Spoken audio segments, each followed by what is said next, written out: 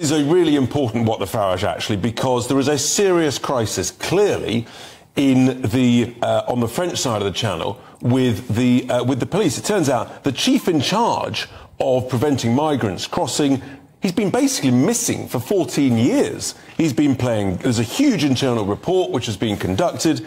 He's been out there basically, he doesn't go to sort of do anything in the morning, rocks up for a couple of hours according to this report, and then disappears swimming or playing golf. And he's the commander of the riot police unit CRS-4. And here's the thing, we've spent 500 million quid in order for more patrols, more squadrons, more gendarmes. It turns out that the prefecture have confirmed that at the moment there's only one mobile unit that's being essentially funded by the UK that patrols the Calais area. So you're sort of thinking, what else are they doing with all of our cash?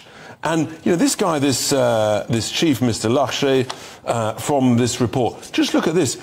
The result is a veritable mafia that reigned via a regime of terror within the police unit, and his second in command, I mean, there's serious problems in this unit, is being accused of ethical breaches, anti-Semitism, sexism, racist nature. I mean, this is not a good report. This is reported in the Parisian, and yeah, you sort of think, well, they've got serious problems over there. It doesn't give you any confidence that they're going to get on top of what we know is a huge crisis. So when Nigel hears about this when he gets back, I have to say, I think he might have words, and that is a serious what the Farage. Are they responding to the claims? Well, they are, yes. Surprise, surprise, the gentleman in question has disappeared on sick leave for many, many weeks, but he feels bound by a duty of reserve in the force. So the usual stuff, he's suffering from burnout. But this apparently has gone on for 14 years. But not sure we're getting value for money here, Christopher. And the concern you have is how our money is being spent. Absolutely. I mean, we are giving the Prime Minister, millions hundreds of millions the Prime Minister has committed to in order to stop the boats, and yet every week they keep coming. When the weather is good, it's November. The boats are still coming. And it may not be him personally doing all He's obviously a very senior chief. And look, it's a big report, and there's obviously a lot of problems. I think the point is that it doesn't give one any confidence that our money is being well spent. And I'm pretty anxious about that. And I'm pretty sure that Nigel would be too. And the British people are fuming that despite all this cash, they keep coming. And we're looking into a big day tomorrow, not about illegal migration tomorrow, it's legally Tomorrow's about lawful migration. Lawful migration. And we've had actually from the OBR report confirmation that net migration in 2022, 606,000 people, has actually led to a deterioration in per head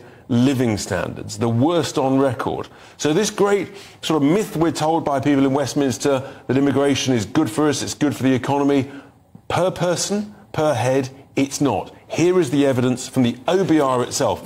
The government is trying to shake that up. They're trying to bring more people back into the workforce off on benefits, aren't they? No, hang on. That's those who are already living here. I'm talking about net lawful immigration into the country. Forecasts suggest it could be as high as 700,000 for the year to June 2023. Maybe they've sort of managed the expectations. It's clearly another massive number. It clearly proves the total lie from the Tories manifesto when they said they were going to bring numbers down, in particular low-skilled numbers down. They've done the absolute opposite. It's nowhere near tens of thousands, which, of course, David Cameron pledged back in 2010. The truth is, it's nearer 1 million net than tens of thousands, which was pledged back in 2010. And I think people feel absolutely let down.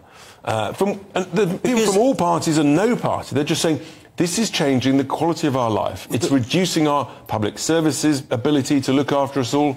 But Richard, the problem is it's a choice that the elected leaders make about this, because the small boats issue is a problem. It's obviously, we can see it happening weekly.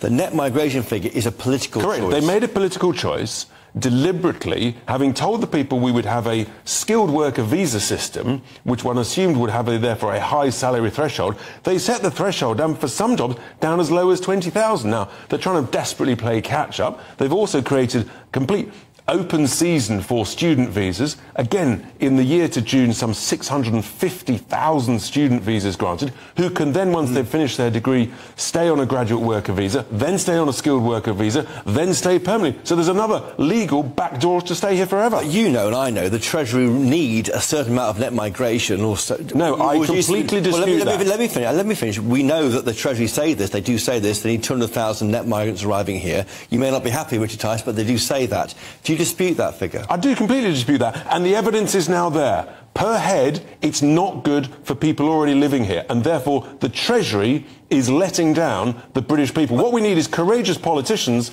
to call it out. I say we should have net zero. We want smart, high-skilled, highly qualified immigration.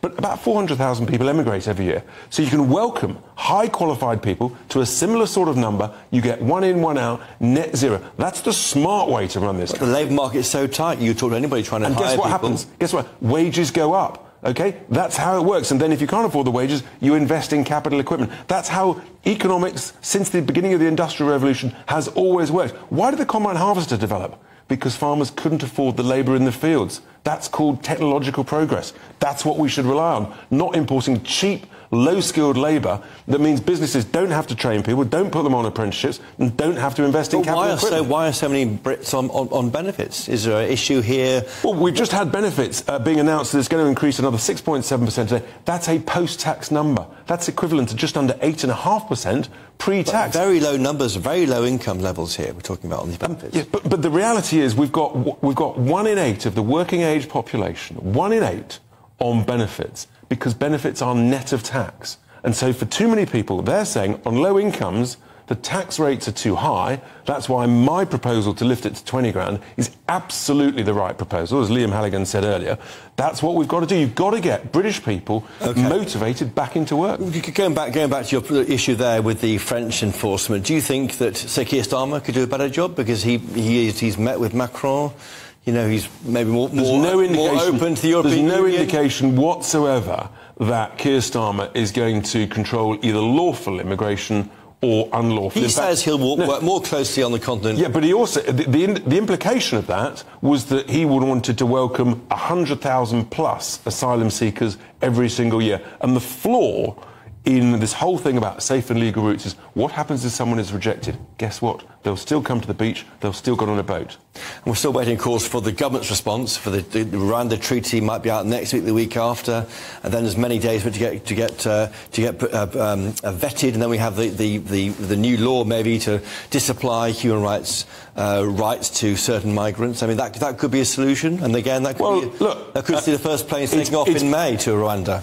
In May, that'll be 2 years after they started this process. The PM has said. But no one seriously thinks that a few hundred people going to Rwanda is going to be a deterrent to tens and tens of thousands who are trying to cross the channel. But you say no one, but the government thinks that. The government thinks it will break the model. That's their argument. They say that. I think when you talk to them privately, as I suspect you do, they don't really believe it. It doesn't make sense. How could a deterrent of a few hundred going to Rwanda be a genuine deterrent for 25 or 30,000, Chris? It just doesn't stack up to me. Well, they're hoping so, and they've put all of their eggs in one basket. Which is what the former Home Secretary said. She said, quite rightly, you've got to have a plan B and a plan C. That's what we do in the world of business. You never rely just on plan A. Otherwise, when plan A doesn't work out, you look a bit of a fool. I'm afraid that's what's happened with the Prime Minister. He's now desperately scrabbling, trying to catch up. Yeah. But I think the British people are losing faith rapidly, and I don't think there's much... Are Tory MPs losing faith? Are they reaching out to reform as a happy birth for them, Richard? I'm being asked this by lots of people. Just you and me talking, don't we? It is just you and me talking. Of course,